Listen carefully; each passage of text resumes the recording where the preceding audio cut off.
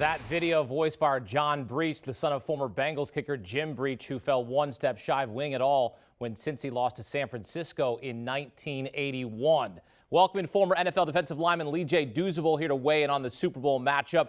Lee J, finish this sentence.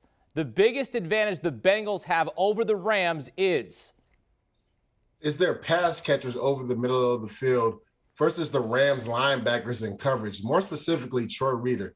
Troy Reeder has really struggled in pass coverage the last few weeks, and we saw it last week versus San Francisco 49ers in the NFC Championship game, not just in coverage, but tackling in open space. And the guys that the Bengals really like in the middle of the field are Tyler Boyd and C.J. Uzomah. We'll see if he's healthy enough. But I can see the Bengals maybe putting Jamar Chase in the slot to really test that issue, because if Troy Reeder has a drop back in coverage, even in zone coverage, and has to cover Jamar Chase in zone, it's going to be a long day for him. But Rams defensive coordinator Raheem Morris has done a really good job of taking Reeder out of some of the drop coverage and blitzing him. So when he doesn't blitz, we'll see if the Bengals can take advantage of that, whether it's Joe Mixon in one-on-one coverage if Troy Reeder has him, if they go man coverage, single high safety, or if they drop, Reeder in zone coverage. Can they get the ball to Tyler Boyd or C.J. Uzomah if he's healthy? And do they move Jamar Chase in the slot to really take advantage of that opportunity? Okay, now what's the biggest advantage the Rams have over the Bengals?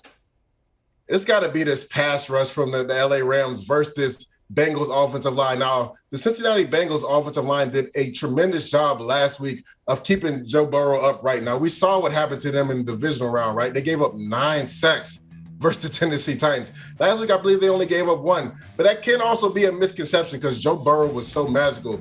Multiple times, Chris Jones had him in his grasp, and he was able to get out of Chris Jones' grasp. I remember even on a play, Chris Jones almost got him down twice in one play. Once he had him around the waist, Joe Burrow escaped, and then he almost got him around the ankle. Joe Burrow high-stepped out of that, and then as smooth as he is, runs to the left, just puts the ball out in front of the first down marker and gets the first down. But this is a different issue that this Cincinnati Bengals offensive line has to face.